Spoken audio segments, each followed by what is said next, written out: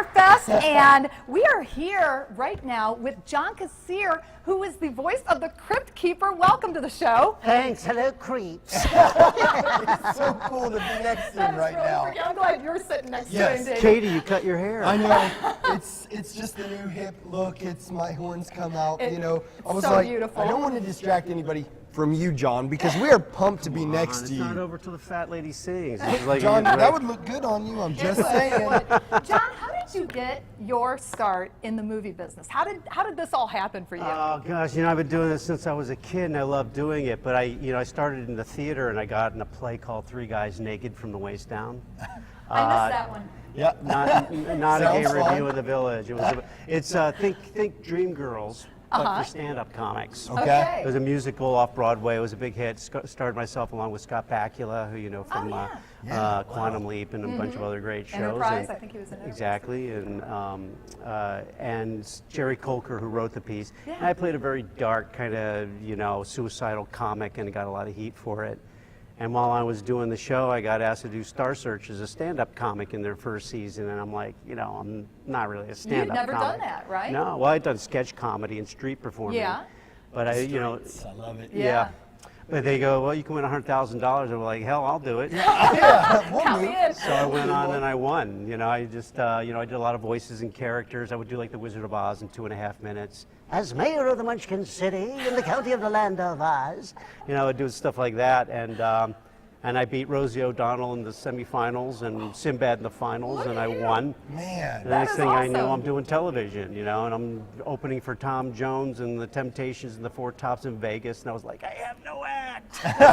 So I had to give myself. Been in this. Yeah, I've been doing it in my sleep, which I feel like I'm doing it in my sleep right now. I'm so jet lagged. If something weird comes out of my mouth, it's just me. It has It nothing to do wouldn't with be it. unexpected. Yes, exactly. Now, Especially John, on our show. With everything you've done, what are some of your most memorable, I'd say performances that you've ever had? Well, Three Guys Naked was a pretty memorable performance. It led to a lot of physical comedy type roles. Some of the earlier series that I wound up on First and 10 was HBO's first series, which is how I wound up doing the Crypt Keeper, because they knew I could do voices and characters and that kind of thing, and that's who they needed to come in and audition for the Crypt Keeper. So I went down to Kevin Yeager's studio, and for those of you that don't know Kevin Yeager, he's the one who made Chucky and created Freddy's look and all this stuff, and he was making the Crypt Keeper in his shop. And I remember having the comic books as a kid, and they were very controversial because they didn't want kids seeing these. They thought they caused juvenile delinquency back in the 50s and 60s. As a side note, your mother took them away from you, Oh, right? she took them away from me. I would hide them in my Casper comics. I was like, Mom, you have any idea what they'd be worth now? I could sign them and they'd be worth like $1,000. She was like, oh, they cause juvenile delinquency, And, but, I knew the comic book when I went into audition for it. I could see the other actors looking at the page going, they'd be like, be careful what you ask for. You may get it. They go, who wrote this crap? And they didn't realize that he loves saying this stuff. This is like Shakespeare to him, That is awesome. So I went in and Kevin, I'm going, be careful what you ask for, Kevin. You may get it.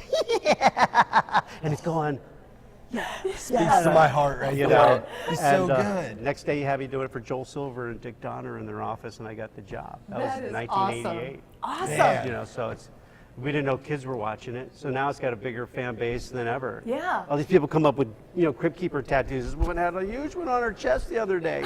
They had me sign them, and then they go have my signature tattooed. I'm like, that is awesome. Cool. So what do you think of Lexington's Scarefest right now? What do you think? I have a blast here. I was here last year, and I just had the best time. The fans are great, and it's active all day long. There's the best celebrities here. There's the best swag. I like walking around looking for all my Universal Horror Monster memorabilia. But they have everything here, including my comic books and that kind of thing. And then Lexington, I'm a foodie, so it's not always the healthiest food that I choose when I come here, but it's the best, That's right. And you walk into a restaurant and people, I'm lucky because most people don't recognize me because a lot of my work is voice work. But they're like, sir, what's your, John Kassir. Tales from the Crypt? Yes.